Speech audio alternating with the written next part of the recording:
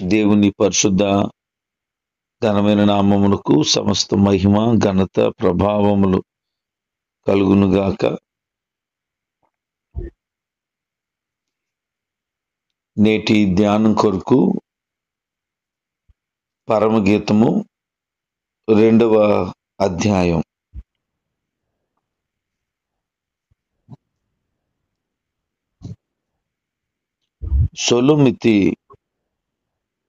సొలొమోను వారు ఇరువురి యొక్క అద్భుతమైన ప్రేమానురాగాలను కనబరుస్తూ ఒకరినొకరు గొప్పగాను ఎంచుచు ఎవరు ఎలాగున్నారో అనే విషయాలను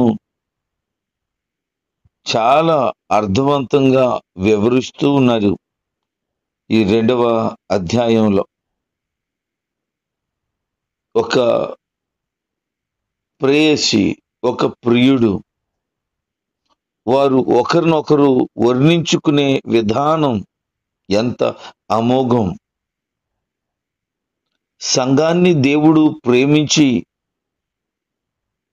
సంఘము నిష్కళంకముగాను మచ్చైన మడతైన అటిది మరి ఏదీ లేకుండా నిర్దోషమైనదిగా ఉండాలని దేవుడు ఆశపడ్డాడు. ఆయన యొక్క ఆలోచన ఏంటి అంటే, ఒక శుద్ధమైనటువంటి పరిస్థితి కలిగిన సంఘం ఆయన ఎదుట నిలబడాలనేది ఆయన అభిష్టమైంది.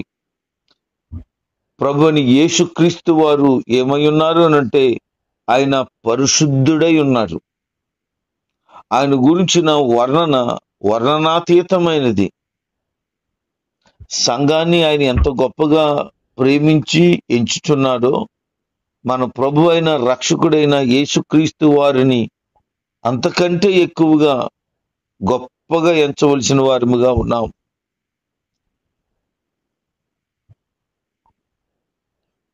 ఈ సొలొమితి ఇలాగూ మాట్లాడుతుంది.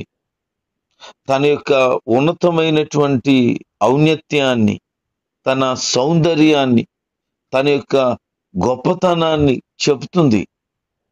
సంఘం అలాంటి మాధుర్యాన్ని వెదజల్లేదిగా ఉండగలిగినప్పుడు, సంఘం చెప్పుకోదగ్గట్టుగా తన యొక్క అందాన్ని, ఆధ్యాత్మికమైన అందాన్ని వర్ణించటానికై ఆ సంఘం సరిపోల్చదగినదిగా ఉండాలి అని అనుకుంటున్నాడు.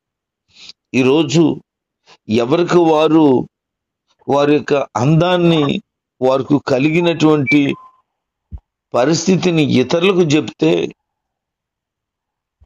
ఒకవేళ నిజంగా ఆ స్థితి కలిగి ఉంటే వారు చూసి నిజంగానే ఆనందిస్తారు. సంఘం చెప్పుకోదగ్గట్టుగా ఉండాలనేది ఆశ. అందుకే నేను షారోను పొలములో పూచే ఒక పువ్వులాగా ఉన్నాను అని సొలొమోతి చెప్తుంది. అంటే సంఘమే. షారోను పొలము అనగా యెరూషలేముకు దగ్గరలో ఉండేటువంటి ఒక నది ప్రాంతంలో, సముద్ర తీర ప్రాంతంలో దాదాపు 50 కిలోమీటర్ల మేర ఆ ఇసుక తెన్నెల మీద ఒక అద్భుతమైనటువంటి మొక్కలు మొలిచాయి. వాస్తవానికి ఇసుక నేలలో మొక్కలు మొలిచిన ఏవో ముళ్ళు, అది కూడా కొంచెం మట్టి, కొంచెం ఇసుక మిక్స్ అయ్యే ఆ స్థలంలో ఒడ్డున కనబడతాయి. కానీ సముద్రమును ఆనుకొని ఇసుక తెన్నెల్లో ఏమీ ఉండదు. కానీ ఈ షారోను అనే ఒకటి ఈ పొలం ముందు చూశారు, ఇది మాత్రం ఇసుక తెన్నెల మీదే మొలిచిందట. దాదాపుగా 50 కిలోమీటర్ల మేర ఉంటుందట. ఇది అక్కడ పూసినటువంటి పువ్వులు చాలా అందంగా ఉంటాయట. అంతకుముందు అది పనికిరానటువంటి స్థలంగా ఉంది. ఎప్పుడైతే అక్కడ ఈ మొక్కలు మొలవడం, పువ్వులు పూయడం ప్రారంభించబడిందో, అనేకమైన జంతువులకి, అనేకమైన పక్షులకి ఆశ్రయముగా ఆ పచ్చని స్థలం ఉపయోగకరంగా మారిపోయిందట. అనేక మంది వచ్చి ఆస్వాదించడానికి, ఆహ్లాదకరంగా చూడటానికి ఆ స్థలం అమూల్యంగా మారిపోయిందంట. ఒకప్పుడు ఇసుక తన్నులో ఎప్పుడైతే అక్కడ మొక్కలు మొలిచి పువ్వులు పూసాయో అది చూడముచ్చటైన స్థలం అయిపోయింది.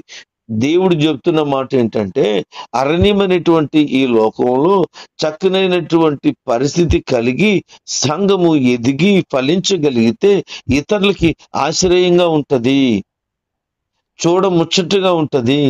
ఆకాశ పక్షులకి, జంతువులకి నిలయంగా ఉన్నట్లుగా అలాంటి క్రూరత్వం కలిగిన వారికి, మూర్ఖత్వం కలిగిన వారికి, మృదత్వం కలిగిన వారికి సంఘము ఆశ్రయముగా ఉంటది. అందుకే నేను అలాగున్నాను అని షారోను పొలముతో పోల్చడం జరిగింది. ఇంకా అంటారు, లోయల్లో పూసేటువంటి పద్మము అనగా కవలపు పువ్వు అలాగూ నేనున్నాను అంటున్నాడు. లోయలో చుట్టూ కూడా ఎత్తైన స్థలాల మధ్యలో లోయ ఉంది, అక్కడ నీళ్లున్నాయి. ఆ నీళ్లకు కలవ పువ్వు ప్రారంభించి మొత్తం ఆ లోయంతా అలమటించేసి అద్భుతంగా ఆ పూసిన పువ్వులు కనబడుతున్నాయట. అలాగే పరిస్థితులన్నీ చుట్టూ వ్యతిరేకంగా ఉన్నా నేను మాత్రం చక్కనైనటువంటి పుష్పములు ఫలించేటువంటి స్థితి, ఆ లోయ కనబడడానికి, అందంగా కనబడడానికి నేనున్నాను, అలా కనపడుతున్నాను అని. ఎత్తైన పర్వతాలున్నా, కొండలున్నా ఆ కొండల మధ్యలో అద్భుతంగా చూడటానికి ఉన్నట్లుగా ఈ లోకంలో బ్రతుకుతున్న ఈ బ్రతుకులో ఆధ్యాత్మికమైన జీవితం ఎలా ఉందట, కలువ పువ్వుల్లాగా ఉండాలి అంటున్నది. సొలొమతి ఉద్దేశం చూడండి. ఆయన చెప్తున్నాడు, బలురక్కసి చెట్లలో ఒల్లి పద్మం కనబడినట్లుగా స్త్రీలలో నా ప్రియురాలు కనబడుతుంది అని. బలురక్కసి చెట్లు అనగా ముండ్ల చెట్లు. ఈ ముండ్ల చెట్లు మధ్యలో కలువ పువ్వులాగా ఉంది అని పోలుస్తున్నాడు. ఆమెమో నేను షారోను పొలంలో పూసిన పువ్వు అంటుంది, లోయలో వికసించిన పువ్వులాగా ఉన్నానంటే ఆయన ఇలా వర్ణిస్తున్నాడు. ఆమెమో ముండ్ల చెట్ల మధ్యలో ఒక అద్భుతమైన కలువ పువ్వులాగా కనపడుతుంది, ఆమె అంత అందంగా కనపడుతుంది అని చెప్తున్నాడు. మరి ఇరువురు పోలిక చూడండి ఎంత గొప్పగా ఉందో. దేవుని దృష్టిలో మనుషుల్లో అందంగా పరిమళంగా ఉంది అని చెప్తున్నాడు ఆయన సంఘం. ఈ లోకమంతా ఇతరులు కలిగినటువంటి ముండ్లు బాధాకరంగాను, వికారంగాను, హానికరంగాను, నష్టకరంగాను ఉన్న స్థితి. అలాంటి పరిస్థితుల మధ్యలో సంఘం ఎలాగుందనంటే పరిమళాన్ని వెదజల్లేదిగా ఉంది అన్నాడు. నీవు ప్రజల మధ్యలో ఎలాగూ బ్రతకాలి అని అంటే, నీ జీవితంలో బాధ, విచారం, దుఃఖం, నష్టం, కీడు, ఇబ్బందులు ఉన్నా నీవు మాత్రం ఆత్మ సంబంధమైన పరిమళాన్ని, సువాసను వెదజల్లే స్థితే నీకుండాలి. ఎవరు ఎలాగున్నా నీవు మాత్రము ఒక శ్రేష్టమైన వ్యక్తిగా ఉండాలి. ఇది దేవుని యొక్క ఆశ అయి ఉన్నది. మరలా ఆమె ఎలాగంటుంది, నా ప్రియుడు ఎలాంటి వాడనంటే జల్దరు వృక్షములు ఎలాగున్నాయో నా ప్రియుడు అలాగున్నాడు అంటున్నాడు. యెరూషలేము ఆ ప్రాంతములన్నీ కూడా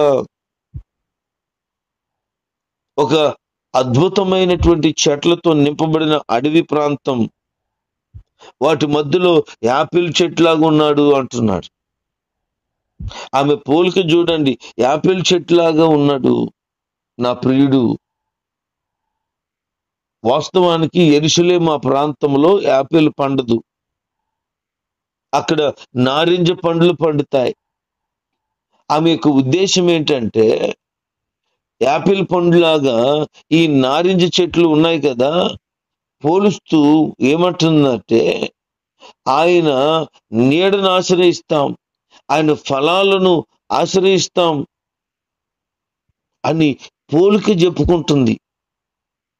ఆ చెట్ల దగ్గరికి వెళ్ళట విశ్రమిస్తున్నారట, హాయిగా సేద తీరుతున్నారట, సంతోషిస్తున్నారట.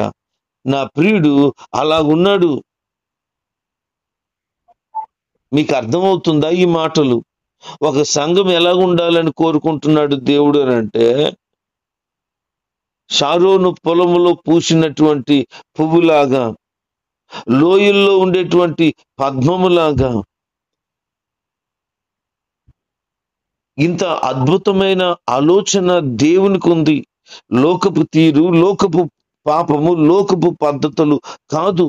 దైవ నీతి, సువాసన, ఆత్మీయత, పరిశుద్ధత, నీతి అనేది సంతరించుకోగలిగిన అనుభూతిలోనికి వెళ్ళిపోవాలి సంఘం.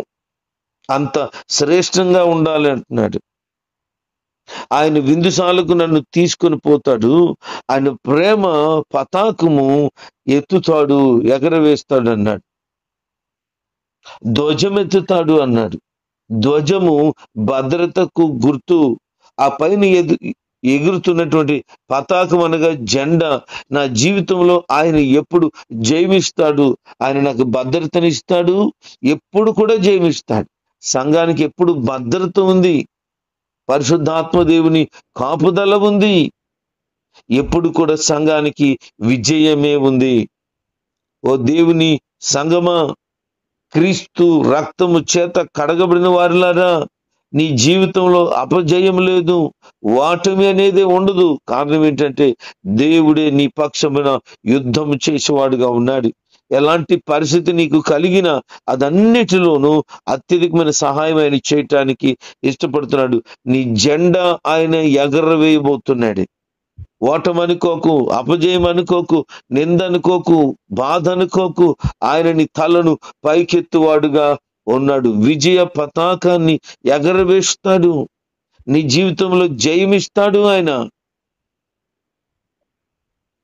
కనుక అపజయం అనేటువంటి ఆలోచన నువ్వెప్పుడు కలిగి ఉండవద్దు.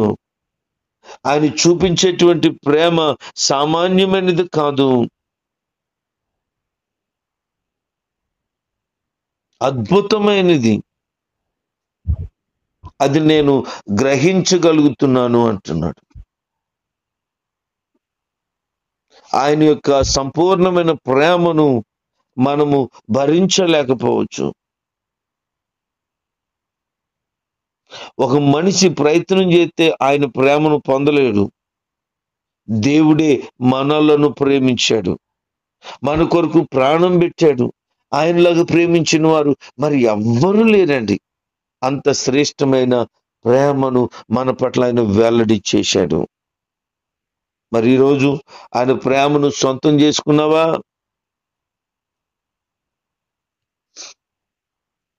ఆయన గొప్పతనాన్ని గ్రహించగలుగుతున్నావా?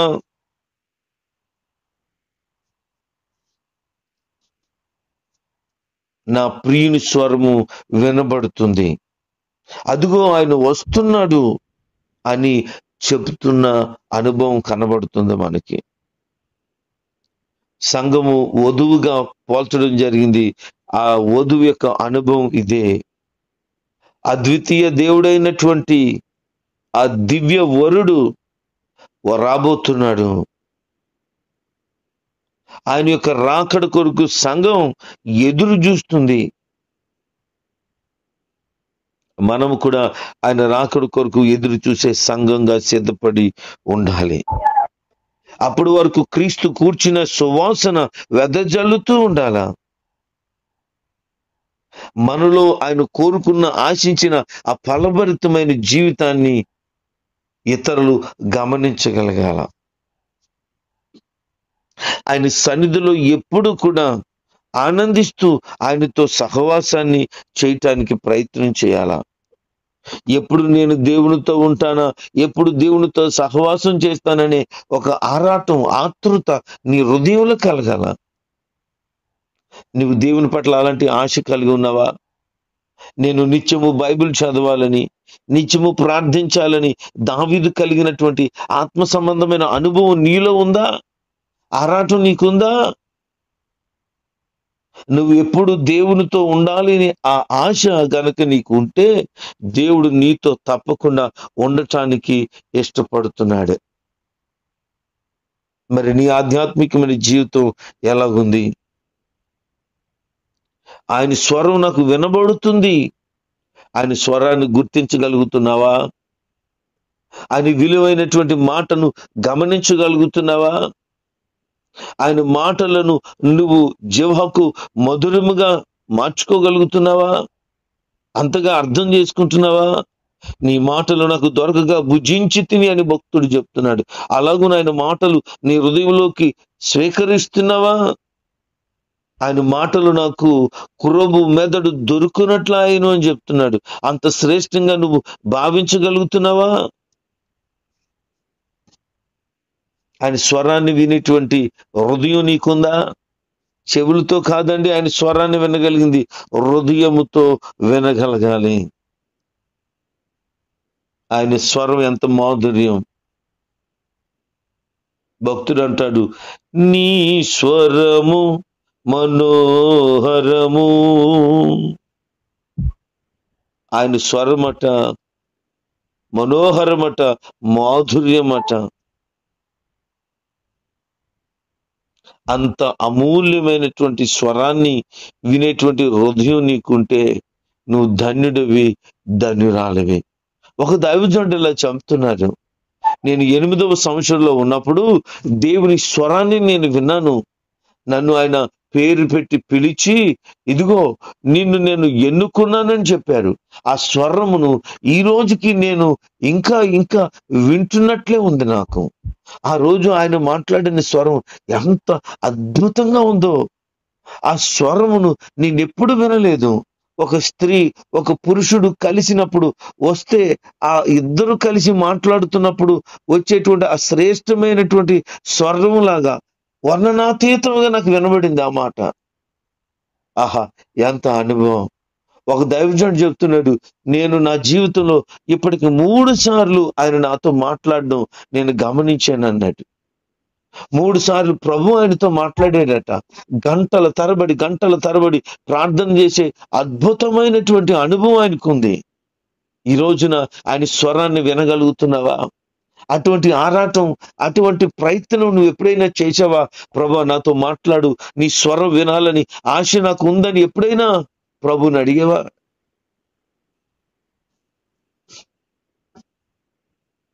ఆయన స్వరము మాధుర్యము బిడ్డలారా. అందుకే నా ప్రియుడు మాట్లాడుతుంటే నేను వింటున్నాను అని చెప్పగలుగుతుంది.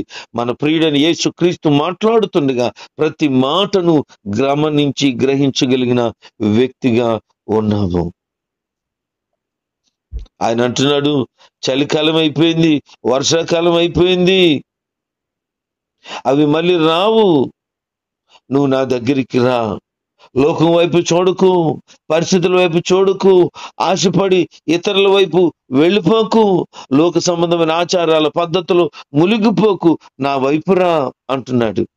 అంటే నీ జీవితంలో కీడు కాలం, నీ జీవితంలో నష్టపోయే కాలం, నీ జీవితంలో బాధపడే కాలం, నీ జీవితంలో చిరాకు కలిగించే కాలం గడిచిపోయింది. ఇక మీదటైనా నా వైపు పరిపూర్ణంగా తిరుగు అని ఆయన చెప్తున్నాడు. అలా గనక తిరగలిగితే సంతోషంతో సంగీత నాదాలు వినిపింప చేసేటువంటి సమయం నీకు వచ్చేసింది అంటూ, నా దేశంలో పావురం స్వరం వినబడుతుంది. పావురం స్వరం వినబడుతుంది. ఆయన స్వరాన్ని వినగలిగిన భాగ్యం. సంఘము ఒక ప్రియురాలుగా చెప్తూ, ఆ సంఘము ప్రభు కొరకు ఆరాటపడినప్పుడు అడుగుతున్న ఆ మాధుర్యమైన స్వరం గమనిస్తున్నాడు. పావురం ఎలా ఉందట? బండ సందులను ఆశ్రయించేటువంటి పావురంగా ఉందంట. బండ సందులు అనగా క్రీస్తుని ఆశ్రయించేటువంటి సంఘంగా ఉండాలి.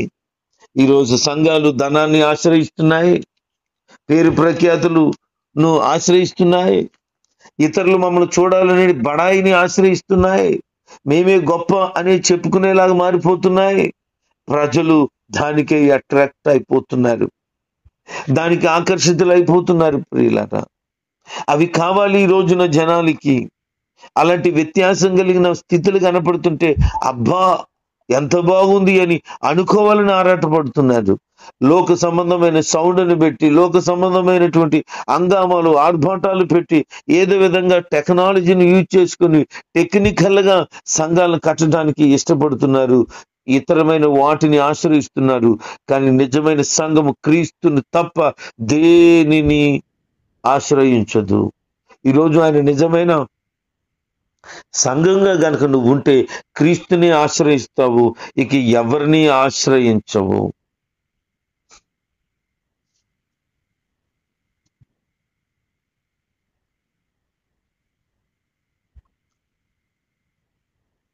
సొలొమితి ఇలా చెప్తోంది, మన ద్రాక్ష తోటలు పూత పట్టి ఉన్నాయి, ద్రాక్ష తోటలను చెరుపు నక్కలను పట్టుకోండి అని. ఆయన నా ప్రియుడు, నేను ఆయన దానను అని చెప్తూ ఉంది. ద్రాక్ష తోట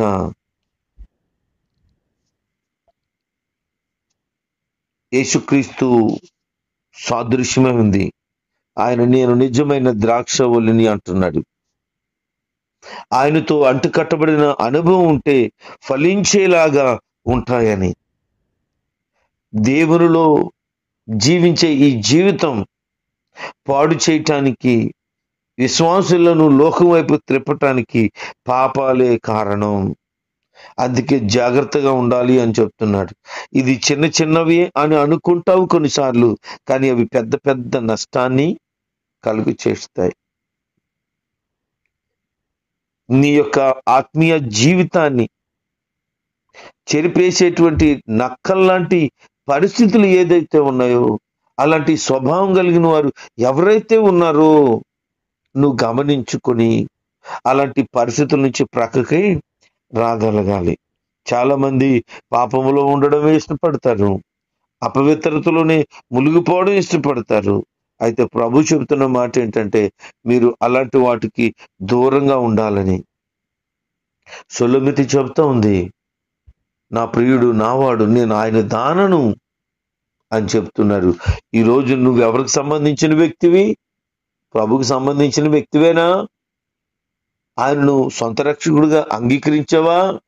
నీ హృదయంలో పరిపూర్ణంగా యేసయ్యకు స్థానం ఇచ్చావా? అలా ఇవ్వగలిగితే నీ జీవితం తప్పకుండా ఫలభరితంగా మారిపోతుంది.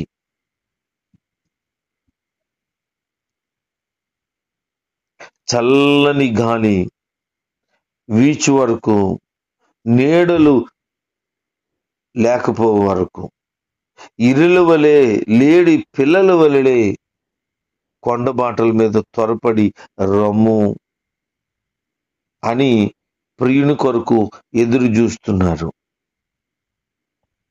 ఇరులు అనగా జింక,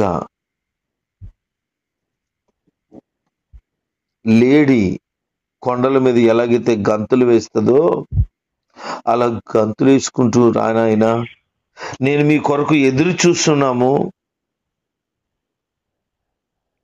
ఈ లోకపు నీడ గతించిపోవాలి, ఈ చీకటులు పోవాలి, చల్లని స్పర్శను నీ నుంచి మేము పొందాలి, నువ్వు రావాలి, నీ ప్రేమను పరిపూర్ణంగా మేము రుచి చూడాలి అని దేవుని రాకడ కొరకై ఎదురు చూస్తున్న అనుభవాన్ని మనం గమనిస్తున్నాము. ఇది కేవలం ఆత్మ సంబంధమైన బంధమై ఉన్నది. ప్రభు రాకడకు ఎదురు చూసే మనసుతో ఉన్నది సంఘము. అందుకే ఆయన త్వరగా రాబోతున్నాడు. రాబోతున్న వాడు సిద్ధమైపోయారు. నువ్వు సిద్ధంగా ఉన్నావా? ప్రభు రాకడకు ఎత్తబడే యోగ్యత కలిగి ఉన్నావా? ఒకవేళ అలాగూ లేకపోతే ఈరోజే ప్రభు దగ్గర నీ హృదయాన్ని పరిపూర్ణంగా అప్పగించుకొని, సొలొమితి ఎలాగైతే అద్భుతమైన రీతిలో తన ప్రియుడైనటువంటి వ్యక్తిని వర్ణిస్తుందో, ప్రభుని యేసుక్రీస్తు వారిని అలాంటి హృదయపూర్వకమైన వర్ణనతో ఆయన కొరకు ఎదురు చూస్తే ఆయన వచ్చి రాకడలో తప్పగా నిన్ను తీసుకుపోతాడు. ఈ లోకపు జీవితంలో సువాసన కలిగిన వ్యక్తిగా ఉంటే ఇతరులకు దీవెనకరంగా నువ్వు తప్పకుండా మారిపోతావు. అలాంటి శ్రేష్టమైన స్థితిని ప్రభువు అనుగ్రహించునుగాక. ఆమేన్.